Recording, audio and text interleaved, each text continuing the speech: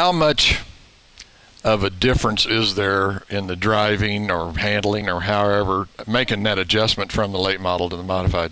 And I know there were some nights you drove both. Some people probably disagree with me, but I actually think late models are easier to drive than a modified. I mean, I think you're running a lot smaller tire. Now the power in the modifieds is, it's not quite what the late models are running, but it's substantial. Like a lakeside motor that you're running up there is, pumping some pretty good power. So I would say that the modified is actually harder to drive than the late model. And why the smaller tires? Basically, smaller tires, you got less downforce on the body, pushing on the car, but definitely the biggest thing is the tires. Right. Okay. In '93 at Sedalia, man, you have a heck of a year. Win 9 out of 13 features with 5 in a row. I mean, man, you had it together that year. What can you explain why?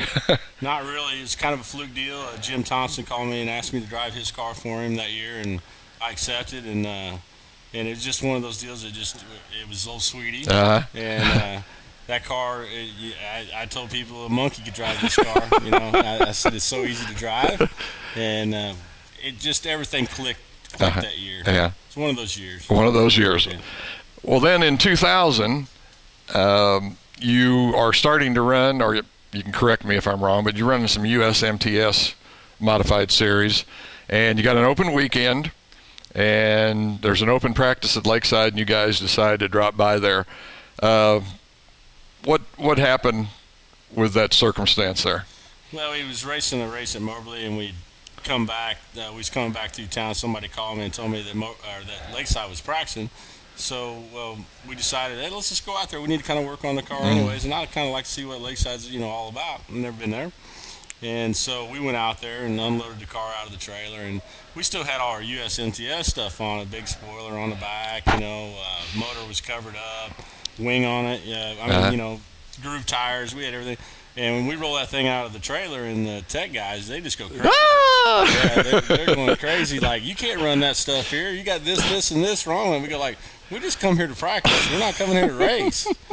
So it was quite interesting. Yeah. I bet you had them lined up at the wall watching when you were out there, probably. It was it was fun. But we was trying to learn something there. We wasn't trying to do any more than that. So.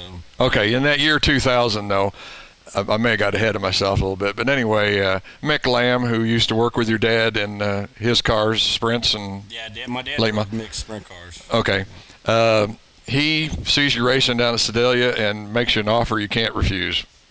Yeah, he did. After a phenomenal season down there at Sedalia, Mick he'd been going to the races, pretty much all his life, and like I said, he owned the Sprint cars that my dad drove for years, and he come down afterwards and he said. He says, hey, Chad, he said, if I buy this car from Jim and I'll pay for everything and you can just keep all the money, would you do that? I kind of looked at him and I thought, absolutely. Well, I think I can. Yeah, sure, I could keep the money. Mick's been a big part of our success since that date, and since 2000. And he's still, the car that's behind us right here, that's Mick's car, Mick and Glenda's. Okay, all right. So you decided to start running at Lakeside after, like I think you told me, several of the guys talked to you there, said, hey, got some pretty good money going on. Maybe you ought to think about running here. You come back the next week, you run the first week, and I think you told me first lap you break a front end to shock. But it kind of gives you a little something to work on there to run at Lakeside. Yeah, we actually hadn't even planned on running for the championship up there, and people got to tell me what it was worth up there, and we got run over the first night. And cut a tire down, and they let you pit then, so we come in and changed it, and I think it was almost 3/4 of a lap down when we come out on the racetrack. And I remember Tim Carrick won the race that night, and he come over and he told me, he says, man, I'm glad you was almost 3/4 of a lap down. So and that right there just kind of put a fire under us. Like, when you get mad about something, it makes you more determined. Yeah. And I think that's what it did. I'll be darned. Well, it evidently worked, because you won the points championship that year. Whether you intended or not, you ended up winning the points championship.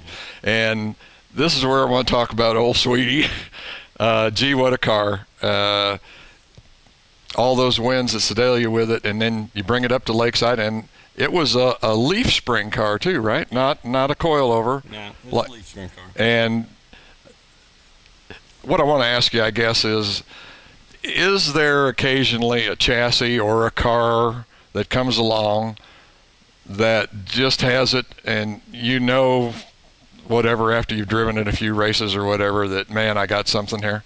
Yeah, I think it was just the right timing for everything. I mean, I don't think you're actually going to take a leaf spring car out and run it on a slick track in today's level, and be competitive with it. But for its time frame and its day, that car was phenomenal. 55 wins with that car. I mean, we hated to get rid of it when we had to get rid of it. I mean, it was just what a great car. I mean, yeah, and I think you're right. I think it's one of those cars that comes along, once in a racing career, and you want to hang on to it as long as you did, and we tried. I don't know if it got just a little special tweak to the chassis or what it is, the way it goes together, but I race RC cars, and I hate to say it, but man, I got some that I cannot sell.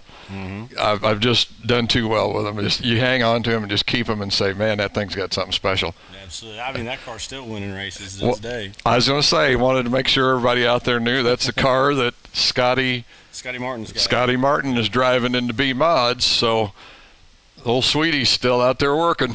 Yeah, she sure is. Okay.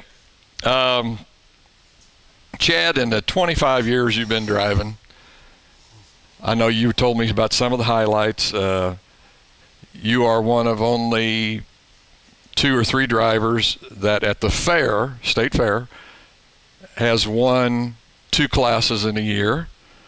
You also had that 99 season where you won 9 out of 13 with 5 in a row. 3 points championships at Lakeside. And then this one here just blows my mind, but 4 feature wins in one night at CMS. Yeah, that was pretty special.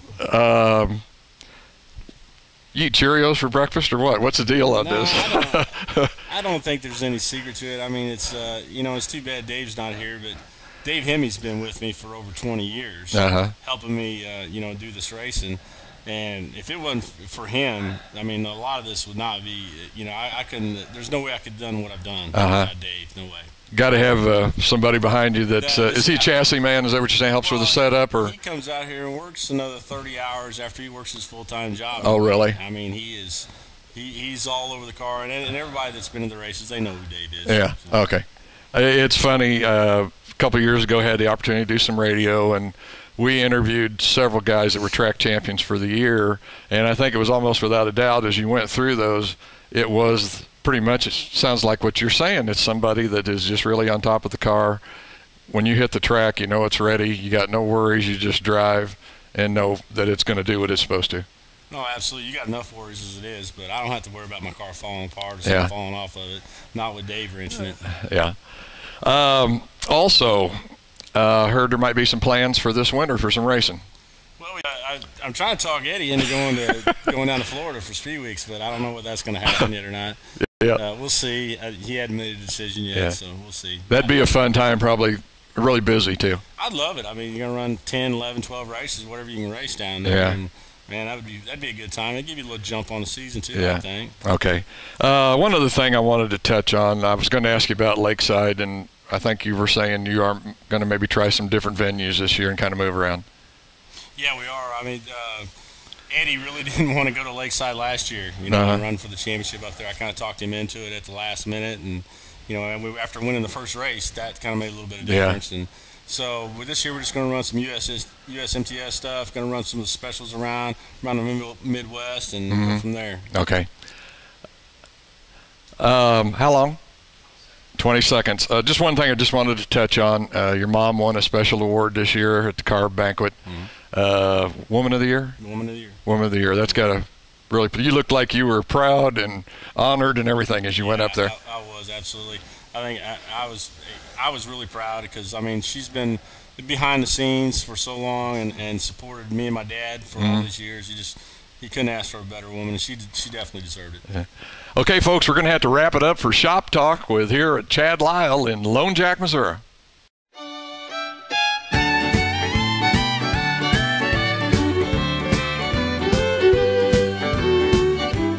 Adios, goodbye, amigos, I am leaving you today.